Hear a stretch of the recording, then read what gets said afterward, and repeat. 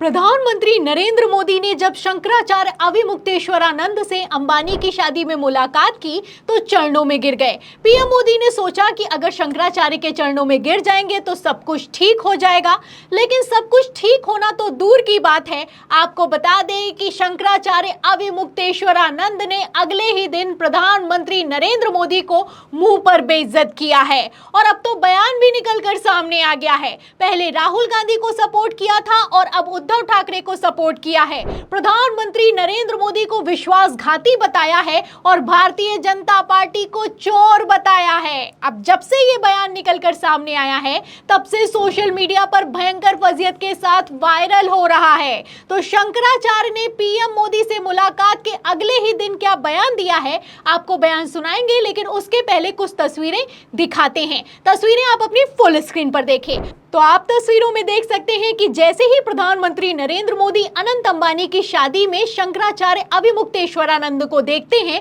भागे भागे उनके चरणों में गिर जाते हैं। पलटकर शंकराचार्य भी उनको आशीर्वाद देते हैं और माला पहनाते हुए नजर आते हैं। जब ये तस्वीरें निकलकर सामने आती हैं तो सोशल मीडिया पर वायरल हो जाती हैं।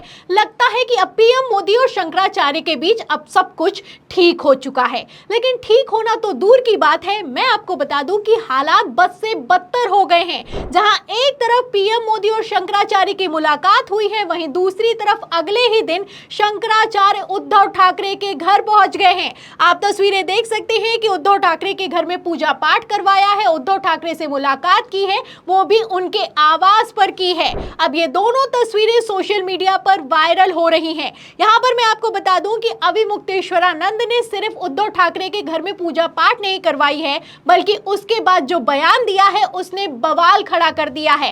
अविमुक्तेश्वरानंद ने साफ साफ कह दिया है कि उद्धव ठाकरे के साथ विश्वासघात हुआ है और जो विश्वासघात करता है वो असली हिंदू नहीं होता है। तो विश्वासघात किसने किया? आप जानते हैं कि भारतीय जनता पार्टी ने और प्रधानमंत्री नरेंद्र मोदी ने। और अब बयान किसकी तरफ से दिया गया है? शंकराचार्य की तरफ से दिया गया है। क्या बयान दिया गया है? सुनिएगा। देखिए, खबर में लिखा है कि उद्धव ठाकरे के साथ विश्वासघात हुआ है, जो विश्वासघात करे वो हिंदू नहीं हो सकता है। तो प्रधानमंत्री नरेंद्र मोदी से जब मुलाकात हुई तो कोई तारीफ नहीं की गई। अब आप देख सकते हैं कि किस तरीके से कटाक्ष किया गया है, डायरेक्ट प्रहार किया गया है। शंकराचार्य की तरफ से जब से यह बयान निकलकर सामने आया है तब से सोशल मीडिया पर वायरल हो रहा है। पहले आप जानते हैं कि शंकराचार्य अविमुक्तेश्वरानंद ने राहुल गांधी को सपोर्ट किया और राहुल गांधी को सपोर्ट करते हुए यह कहा कि राहुल गांधी ने सदन में हिंदू को हिंसक नहीं कहा है, उनका अधूरा बयान शेयर किया जा रहा है और गलत खबर फैलाई जा रही है। गलत खबर फैलाने वालों पर एक्शन होना चाहिए। पहले राहुल गांधी को सपोर्ट किया और अब उद्धव ठाकरे को सपोर्ट करते हुए नजर आ रहे हैं। और यहां पर मैं आपको बता दूं कि बयान सिर्फ उद्धव ठाकरे और राहुल गांधी के सपोर्ट में नहीं दिया गया है, बल्कि अविमुक्तेश्वरानंद ने प्रधानमंत्री नरेंद्र मोदी से मुलाकात के अगले ही दिन बीजेपी की पोल खोल कर रख दी है। कहना है कि ये लोग चोर हैं और मंदिर से सोना गायब करवाते हैं। सोने का घोटाला हो गया, आप पत्रकार लोग क्यों नहीं उठाते हो? तो जब वहाँ पर घोटाला हो गया तो अब आप दिल्ली में केदारनाथ बना लोगे, वहाँ पर फिर दूसरा घोटाला करोगे। 228 किलो सोना केदारनाथ से गायब कर दिया गया। ये कहाँ का नियम है? क्यों नहीं उठाते हो प्रेस वाले इस बात को? आज तक कोई जांच तक नहीं बैठाई गई। 228 किलो सोना का घोटाला केदारनाथ में हो गया। तो सुना आपने कि किस तरीके से भारतीय जनता पार्टी का नाम लिए बिना बीजेपी की बखिया उधेड़ कर रख दी है। ये शंकराचार्य अविमुक्तेश्वरानंद हैं, उनका बयान निकलकर सामने आया है। अभी ठीक एक दिन पहले प्रधानमंत्री नरेंद्र मोदी से मुलाकात हुई है और अब आप देख सकते हैं कि किस तरीके से बीजेपी के खिलाफ ही मोर्चा खोल दिया है। शंकराचार्य का कहना है कि केदारनाथ से 288 किलो सोना गायब हो गया है और ये लोग अब दूसरा केदारनाथ दिल्ली में बनाना चाहते हैं। ये लोग चोर हैं, मीडिया को ये मुद्दा उठाना चाहिए और इन लोगों ने चोरी की है। तो आप अच्छे से जानते हैं कि उत्तराखंड में भारतीय जनता पार्टी की डबल इंजन की सरकार चल रही है और अगर केदारनाथ की बात की जाए तो ये सीट भी बीजेपी के पास है।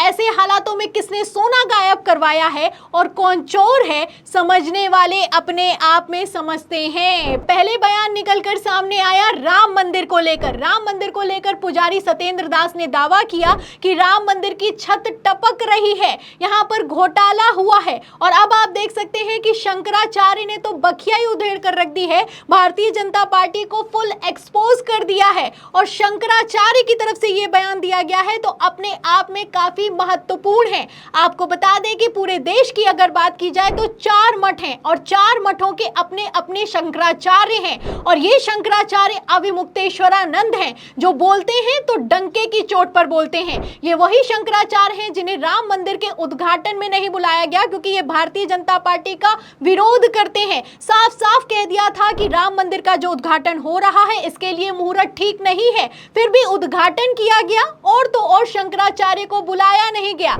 उसके बाद से आप देख सकते हैं कि किस तरीके से भारतीय जनता पार्टी के बुरे दिन शुरू हो गए हैं। पहले ये लोग राम मंदिर के नाम पर वोट मांगते थे और 2024 लोकसभा चुनाव में तो ये हाल हुआ कि ये लोग अयोध्या ही हार गए और अयोध्या के बाद बद्रीनाथ हार गए। अभी उपचुनाव हुए, आप जानते हैं कि भारतीय जनता पार्टी अयोध्या के बाद बद्रीनाथ हारी है और बहुत बुरी तरीके से हारी है। इसके बाद से आप अंदाजा लगा सकते हैं कि बीजेपी का हाल कितना बद से बदतर होता जा रहा है। फिलहाल मैं आपको बता दूं कि उपचुनाव तो अब केदारनाथ में भी होने वाले हैं क्योंकि केदारनाथ सीट की अगर बात की जाए तो यहां पर बीजेपी की विधायक है शैली रानी रावत जिनका निधन हो चुका है। तो बद्रीनाथ में तो ये लोग उपचुनाव हार गए और अब केदारनाथ में क्या होने वाला है शंकराचार्य के बयान के बाद आप समझ सकते हैं। और अगर केदारनाथ की बात की जाए तो केदारनाथ और बद्रीनाथ ये दोनों सीटें उत्तराखंड में आती हैं और उत्तराखंड के ही ज्योतिर्मठ के शंकराचार्य हैं अविमुक्तेश्वरानंद। तो अविमुक्तेश्वरानंद का यहां पर दिया गया बयान अपने आप में कितना महत्वपूर्ण हो जाता है आप समझ सकते हैं। जहां एक तरफ भारतीय जनता पार्टी मनाने की कोशिश कर रही है, वहीं दूसरी तरफ शंकराचार्य मानने के लिए तैयार नहीं है और अब तो आप देख सकते हैं कि खुली बगावत कर दी गई है, खुले तौर पर बयान दिए जा रहे हैं, विश्वासघाती बताया जा रहा है। कहना है विश्वासघात करता है जो वो हिंदू नहीं है और तो और ये लोग चोर हैं, मंदिर से सोना गायब कर देते हैं। तो भारतीय जनता पार्टी के पाखंड को किस तरीके से शंकराचार्यों ने और हिंदू संगठनों ने ही खोल कर रख दिया है आप अंदाजा लगा सकते हैं। और सबसे बड़ी बात तो यह है कि अब हिंदू का वोट भी यानी कि हिंदू वोट बैंक है वो भी भारतीय जनता पार्टी को मिलता हुआ नजर आ नहीं रहा है।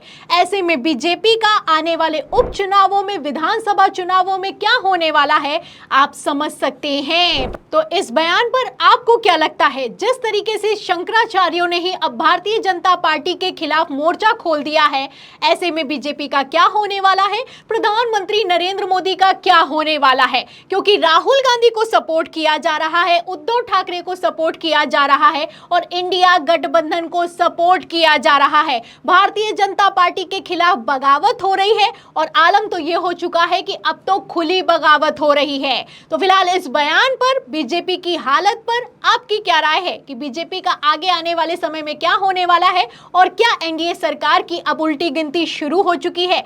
इस सवाल के जवाब में आप क्या सोचते हैं हमें कमेंट बॉक्स में जरूर लिखें। वीडियो को ज्यादा से ज्यादा शेयर करें, सब्सक्राइबर बटन दबाएं, हमारे चैनल को लाइक करें, सब्सक्राइब करें, ज्वाइन करें। फिर मिलती हूं अगली खबर के साथ, तब तक के लिए धन्यवाद।